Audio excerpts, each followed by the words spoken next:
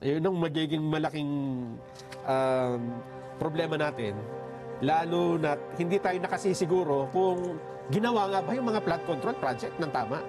Kagaya ng ibang tulay na bigla na lang bumabagsak kapag dinaanan ng medyo mabigat na truck. Sir, ito super typhoon. Sana naman hindi na maging super pagka naglandfall. Pwede ba yun? Pwede mangyari na pag naglandfall, halimbawa, nagpunos dili yung bagyo. Yung bagyo. Nakita na siguro na, teka muna, mukhang mas lalo namang malalagay sa balag ng alanganin ng bansang ito. Marami ng kasipayuan na dinulot namin eh. Ano kaya?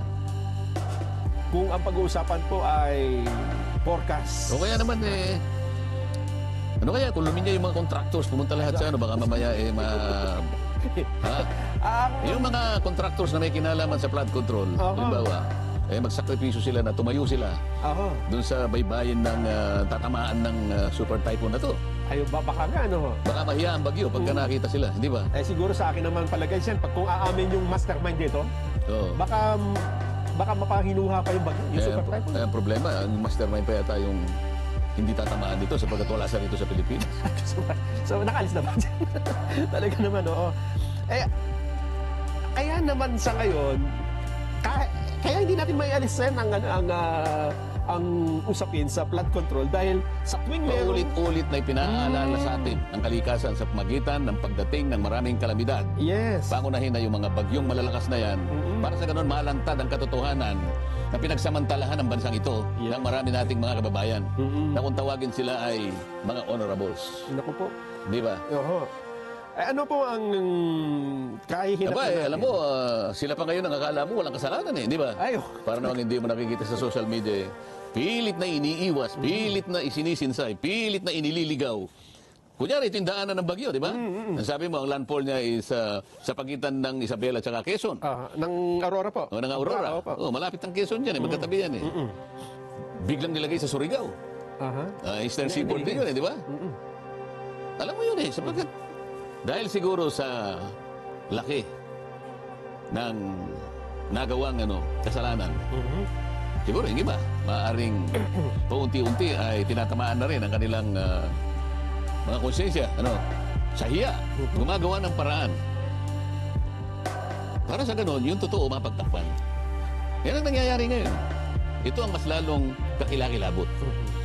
Ginawa mo na nga ito sa bansa mo, nagkasala ka na sa bansa mo, ito ang naging kahihinatnan, kamatayan ng maraming Pilipino.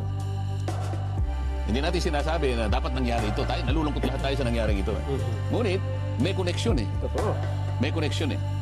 Kaya nga, sinasabi natin, ang dami nating mga opisina na may kinalaman dyan. Meron tayong Civil Defense Authority yata yun. O ano na yung sa Civil Defense? Office of the Civil Defense, OCD. Office of the Civil Defense. Meron tayong NDRRMC. Ito yung mga ginagamit ng mga pangunahing mga agency para sa ganun, mamitigate man lang, ma-prevent, ma-minimize yung epekto ng ganitong kalamidad. DPWH, sila may kasangkapan para sa ganon ay makapaghanda ang mga tao, mga komunidad, DSWD sa mga profesyon na kakailanganin kung sakasakaling lumala ang problema.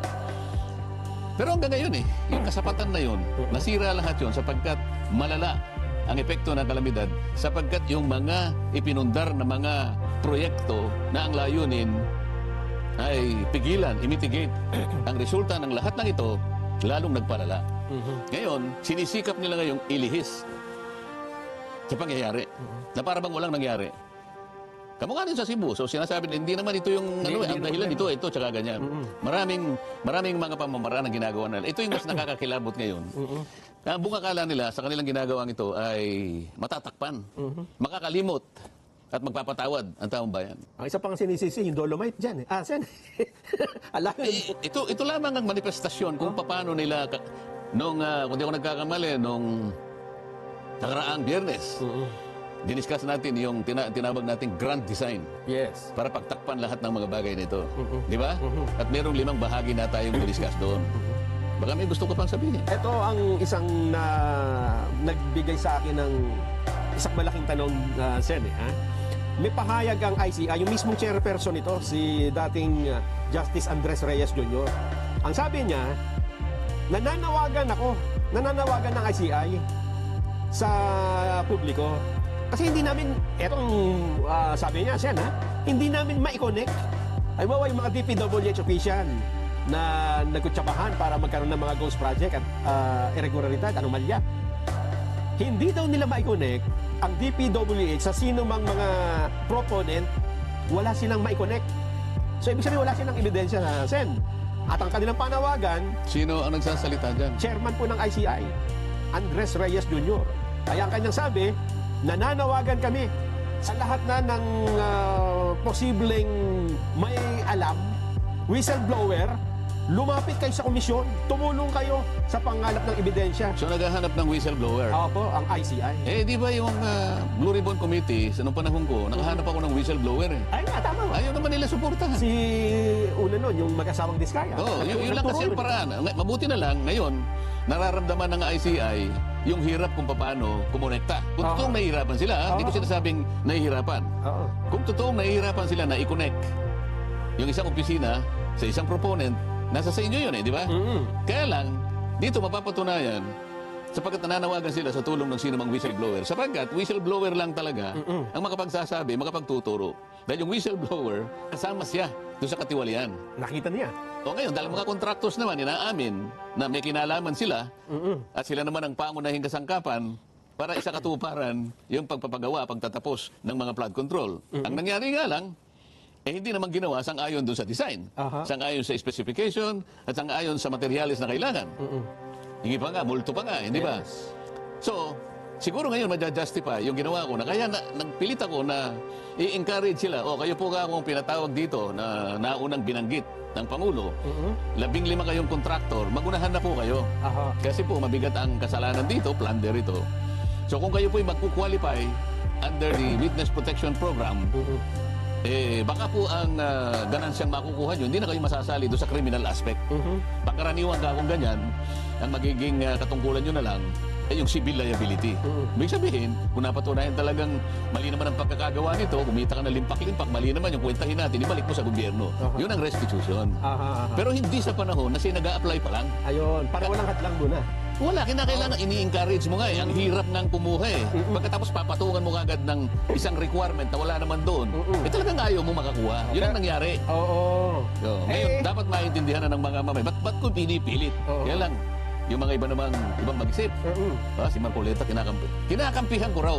Samantalang ang layunin, napakalinaw. Sabi ko, gusto kong matukoy yung mastermind. Hindi naman sinasabi kong mastermind lang ako yung aking gustong matukoy. Kahit na yung butete at sapsap, uhulihin ko pa rin yan. Ngunit, ang pinakauna sa aking priority, yung mastermind. Kailangan ko yung whistleblower.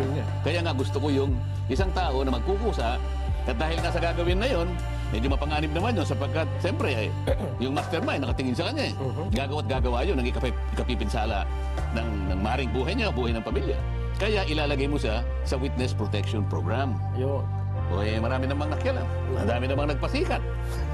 Ganun ang nangyari. Ito yung isa sa paglilihis.